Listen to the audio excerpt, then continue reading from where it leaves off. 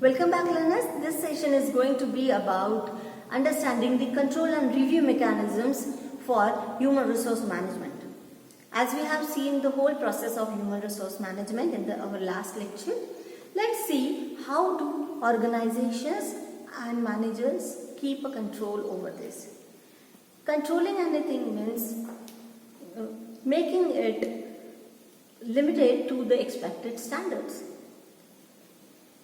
So, when the human resource management or human resource processes have taken place, that is from planning, recruiting, selecting and giving them specific jobs, making their appraisal, assessing them, measuring their appraisals and again further developing the development plans for the improvements and retention.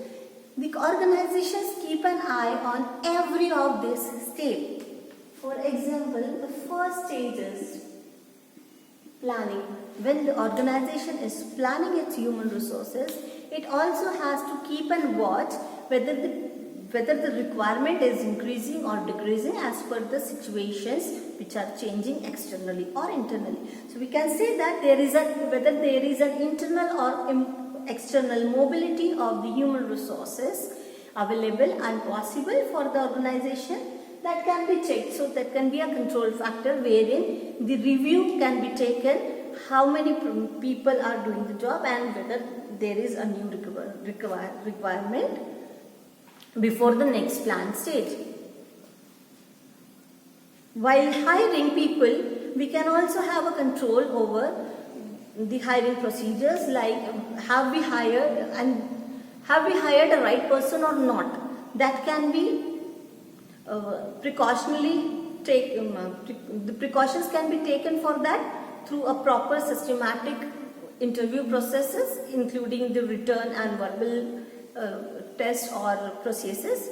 But after a certain period of time, one may find that certain hirings are not proper or they have gone wrong. This will be again reviewed, and this review helps to keep a control over the hiring process and make it more effective, so that it will give the most possible or right person, the most suitable person for the job.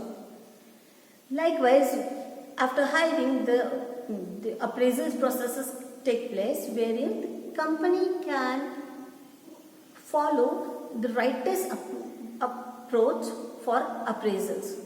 Now, in this rightist approach, the appraisals have to have an objective that the appraisals has to be unbiased. There should be equal opportunity for all. Likewise, so whether these are being followed or not, that can be checked with the frequent or interval reports which are generated and reviewed by the authorities. So after recruitment, the human resource planning process takes place about the training and development of the people.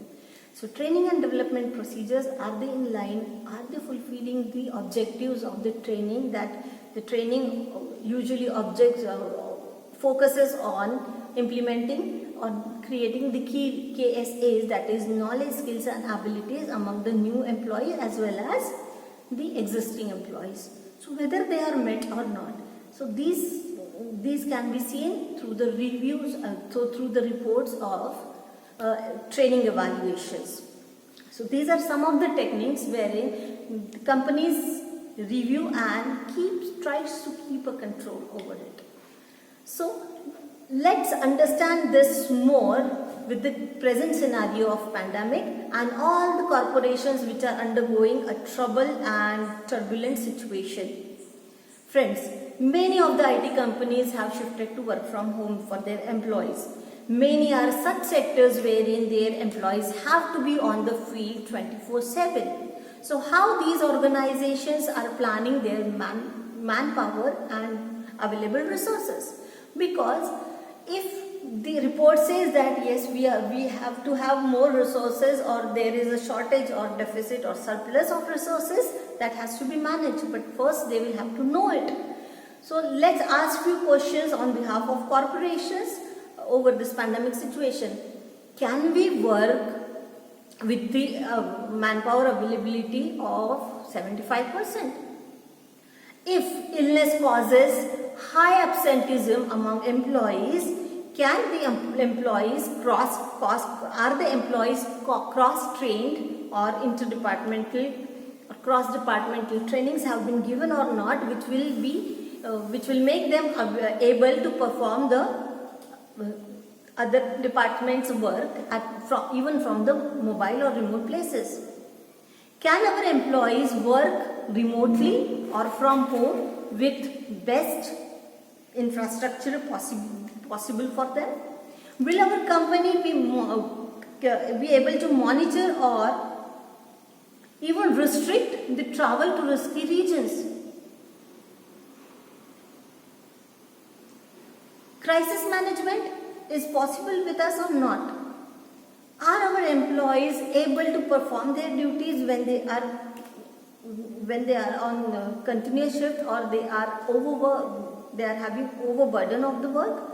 Like for example, nowadays few organizations like medical officers, police departments, cleaning services, they are continuously working, whereas the other company or organization employees are able to enjoy their lockdown or have a relaxation and a home facility to work. So how they are managing if they are falling short? The decisions can be taken from the reports generated very frequently in this pandemic situation.